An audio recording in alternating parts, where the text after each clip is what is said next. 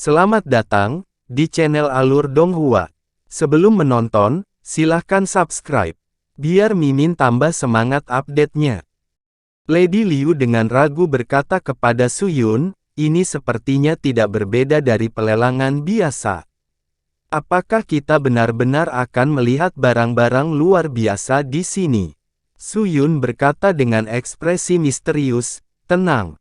Meskipun lelang sering terjadi, tetapi setiap beberapa hari hingga setengah bulan, setiap lelang akan selalu menampilkan beberapa item yang luar biasa.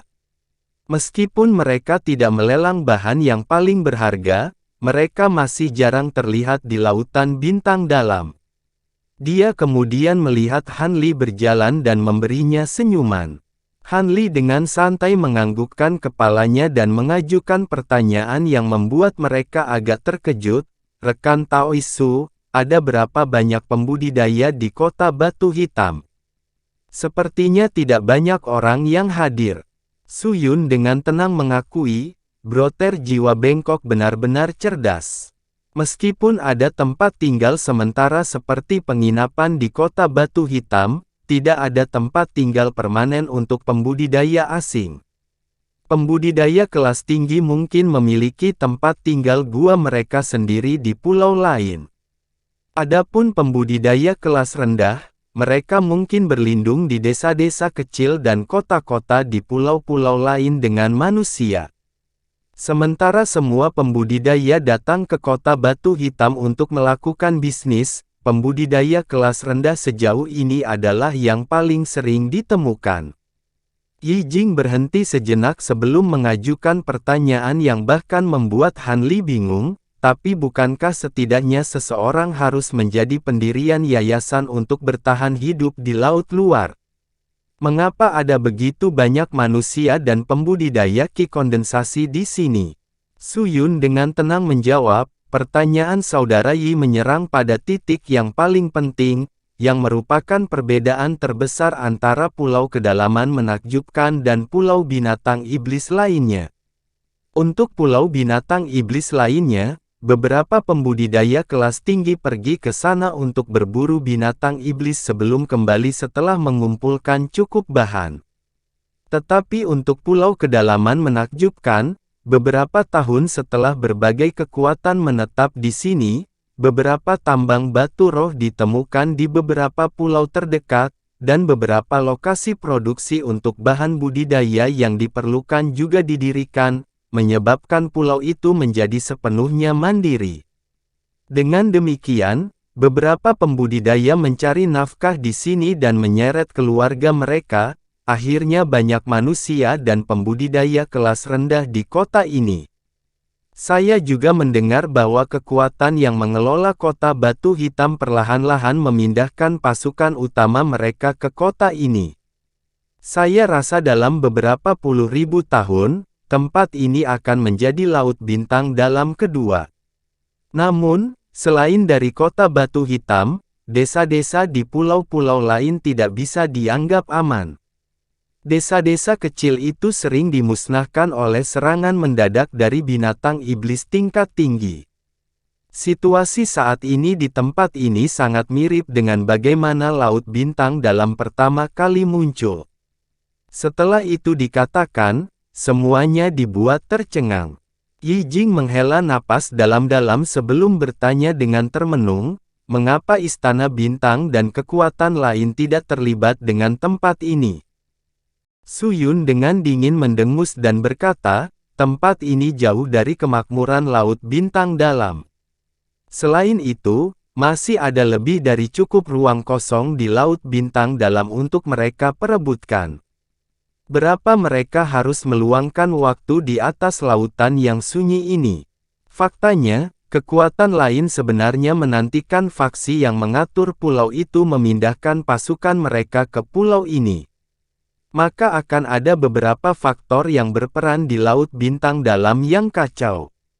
Dia jelas masih murung tentang istana bintang yang tiba-tiba menutup formasi transportasi. Setelah pihak Yi Jing mendengar ini, mereka merasa itu masuk akal dan tidak berbicara lebih jauh tentang subjek setelah saling melirik. Karena mereka adalah pembudidaya pendirian yayasan yang rendah.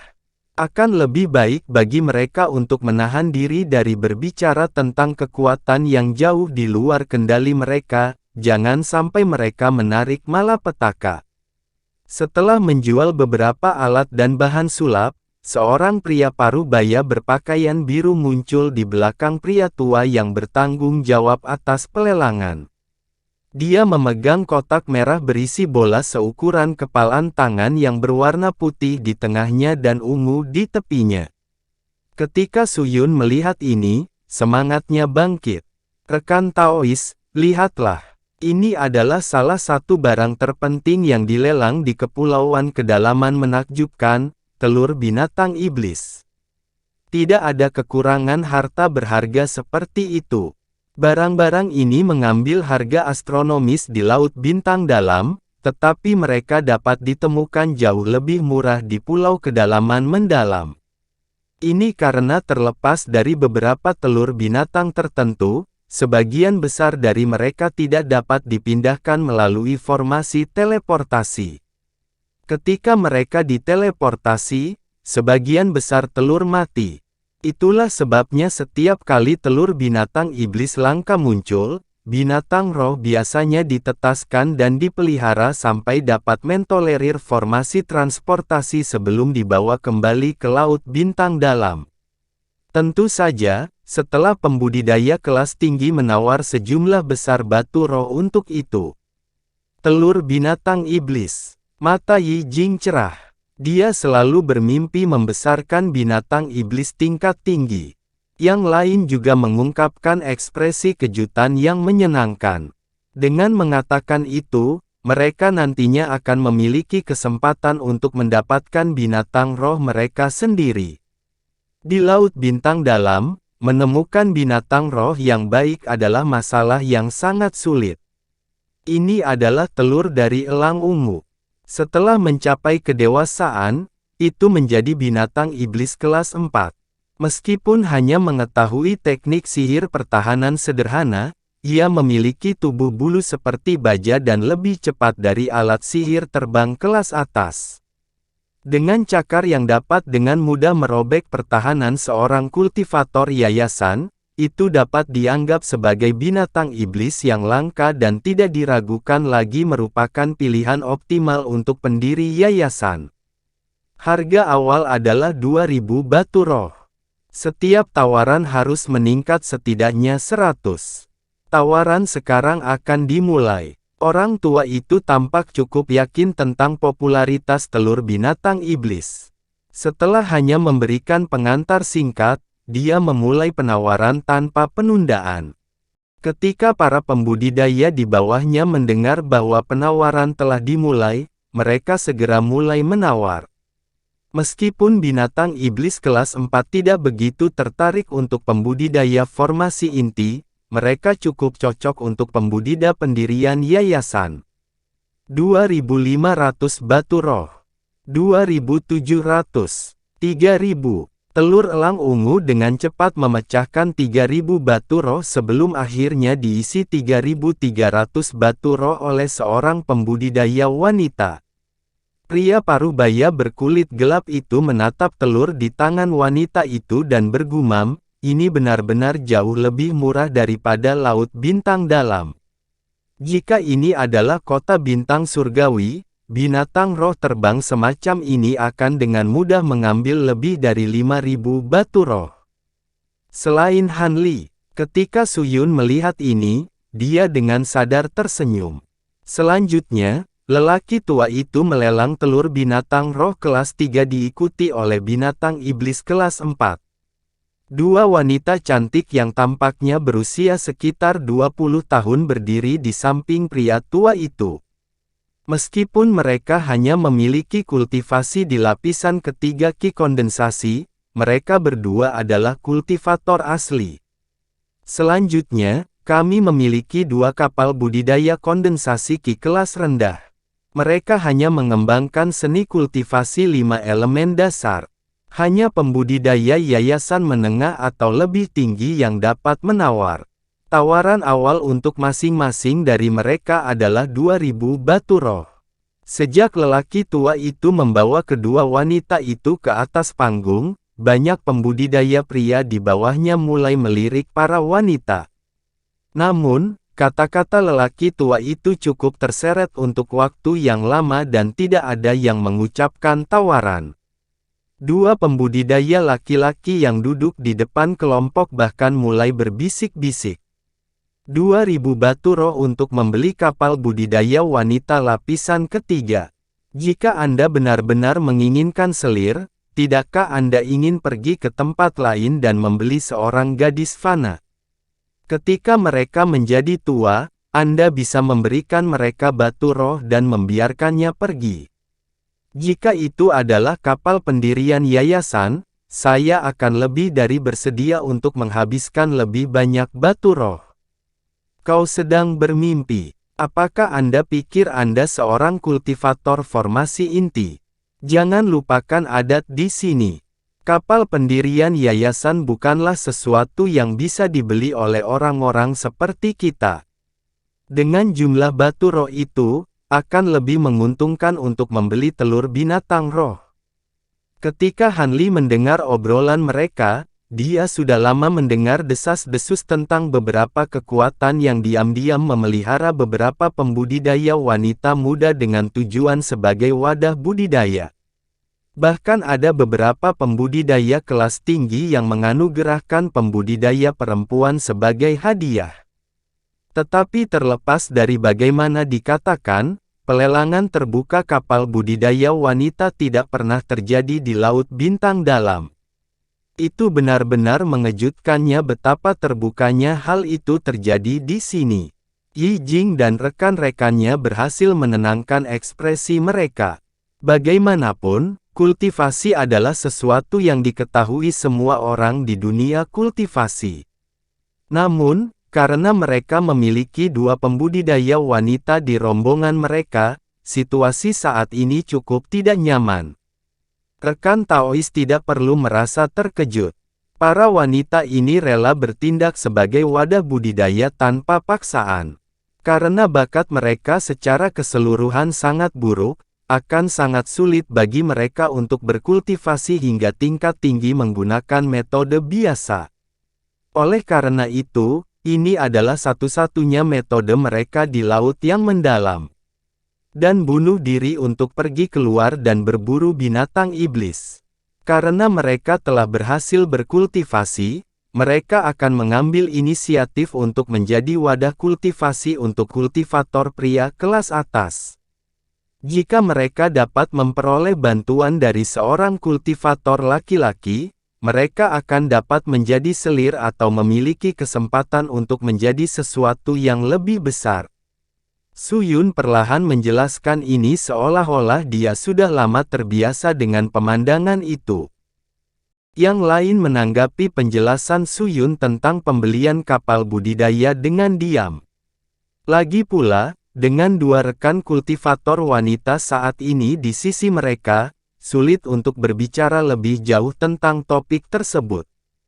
Han Li mengelus dagunya tanpa menunjukkan sedikit pun perubahan ekspresi. Dia tidak membutuhkan wadah untuk meningkatkan kultivasinya, dia juga tidak mampu menyimpan sesuatu yang begitu rumit di sisinya. Meskipun kapal pembudidaya wanita ini membangkitkan perasaan tidak nyaman dan kasihan dalam dirinya, dia menutup mata karena dia enggan untuk mengambil tindakan. Pada saat itu, dua pembudidaya wanita di atas panggung memasang ekspresi kekecewaan karena tidak menerima satu tawaran pun. Melihat ini, Su Yun memberikan penjelasan dengan senyum tipis, kultivasi mereka agak terlalu dangkal. Meskipun mereka bersedia menjadi kapal budidaya, mereka tidak dapat memberikan banyak bantuan kepada pembudidaya kelas yang lebih tinggi. Karena itu, tidak ada yang mau mengambilnya. Namun, itu belum tentu. Jika secara kebetulan seorang kultivator pendirian yayasan menyukai penampilan mereka, tidak jarang mereka nantinya dibeli dengan harga tinggi. Yi Jing memaksakan tawa. Su Yun dengan tenang tersenyum dan sepertinya tidak keberatan. Item berikut untuk dilelang adalah lebih banyak item yang jarang terlihat di laut dalam. Namun, Han Li mengungkapkan ekspresi malas, tidak mau membuang lebih banyak waktunya untuk melihat mereka. Tepat ketika dia datang dengan alasan untuk pergi, Su Yun tampaknya telah memperhatikan ketidaksabaran Han Li dan mengambil inisiatif untuk mengatakan, meskipun lelang ini tidak memiliki barang yang lebih bagus, lelang gabungan tahunan memiliki beberapa item yang benar-benar langka muncul. Rekan-rekan Taois harus menunggu. Untuk saat ini, saya akan memperkenalkan Anda ke area lain di Kota Batu Hitam. Tentu saja, Yi Jing dan yang lainnya tidak menolak karena mereka saat ini kekurangan batu roh dari biaya teleportasi. Kelompok itu mengangguk dan mengikuti Su Yun keluar dari Treasure Hall. Wanita fana yang menunggu di luar aula menemani mereka sampai mereka meninggalkan paviliun permata cerah. Beberapa puluh bangunan ini adalah tempat tinggal sementara di mana manusia asing tinggal untuk saat ini. Manusia yang ingin mencari nafkah di Kota Batu Hitam harus mendaftar terlebih dahulu di sini, banyak keuntungan bagi pengelola kota. Jika mereka tidak dapat menemukan pekerjaan setelah jangka waktu tertentu, mereka harus meninggalkan Kota Batu Hitam. Misalnya, wanita fana yang kami lihat di paviliun permata cerah semuanya tinggal di sini.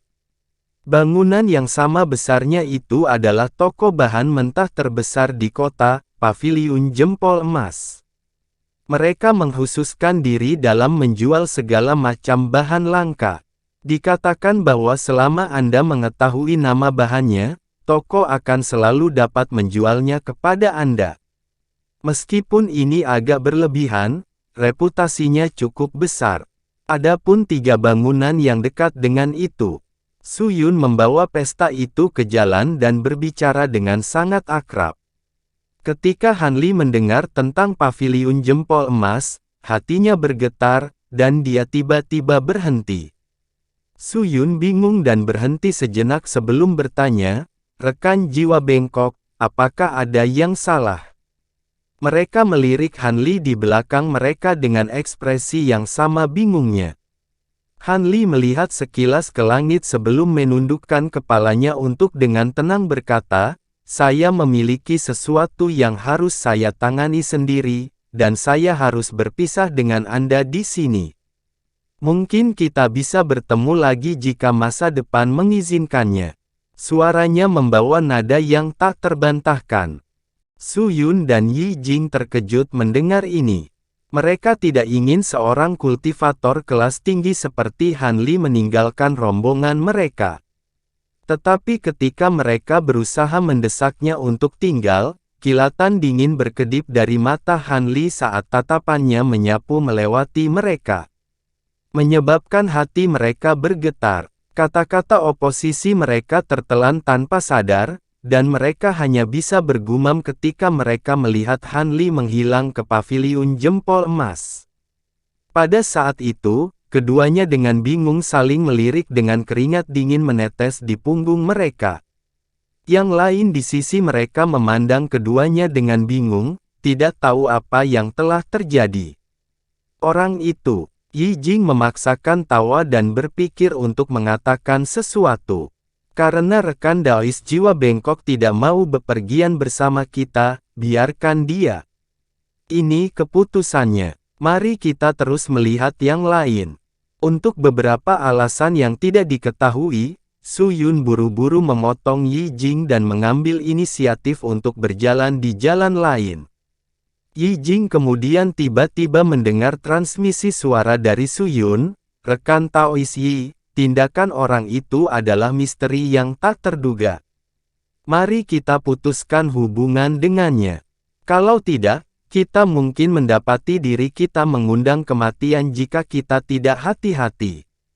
Ternyata kultivasi rekan Daois jiwa bengkok jauh melampaui kita. Mari kita tidak membicarakan ini lagi. Ekspresi Yi Jing berubah beberapa kali setelah mendengar ini. Setelah melirik paviliun jempol emas, dia dengan ringan menganggukkan kepalanya sebelum mengikuti mereka. Pada saat itu, Han Li sudah dibimbing oleh seorang pemuda yang lembut ke dalam ruangan yang didekorasi dengan elegan.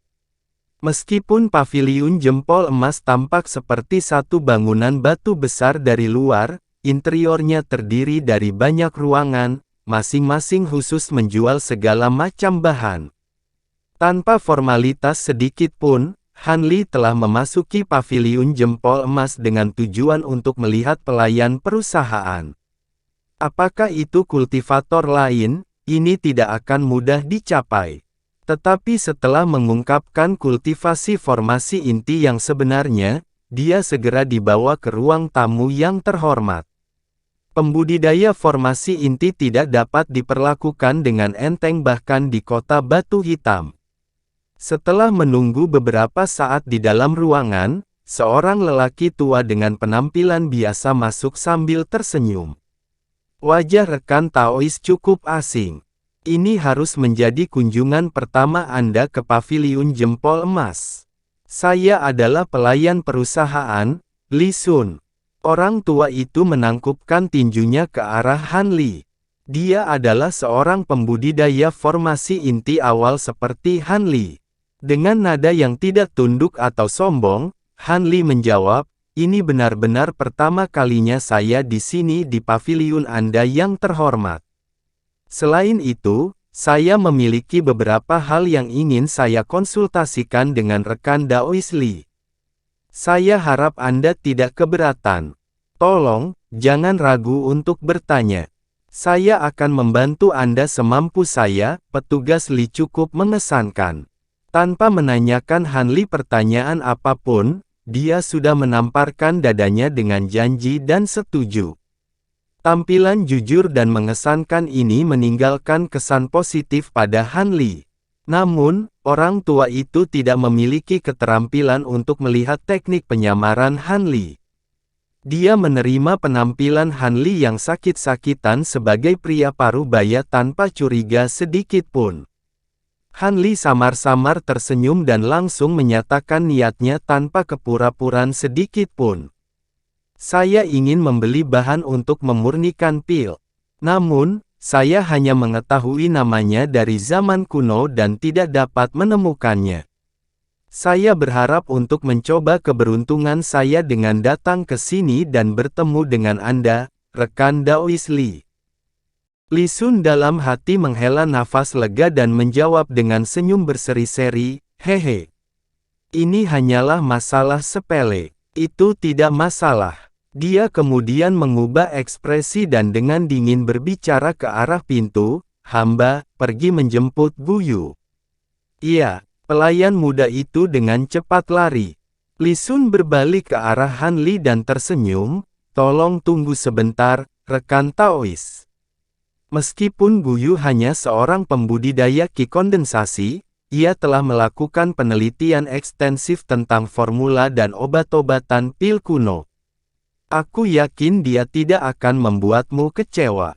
Han Li tersenyum tipis di wajahnya dan berpikir untuk mengatakan sesuatu yang lain, ketika seberkas cahaya merah terbang ke dalam ruangan. Cahaya merah berputar sekali di sekitar bagian atas ruangan, sebelum mendarat di tangan lelaki tua itu. Itu adalah jimat yang mencari. Ekspresi aneh berkedip dari mata Han Li saat jimat itu terbakar di dalam tangan pria tua itu. Pramugara menatap api di tangannya sebelum dia memadamkannya. Dia kemudian mengangkat kepalanya untuk melihat Han Li dengan ekspresi terkejut.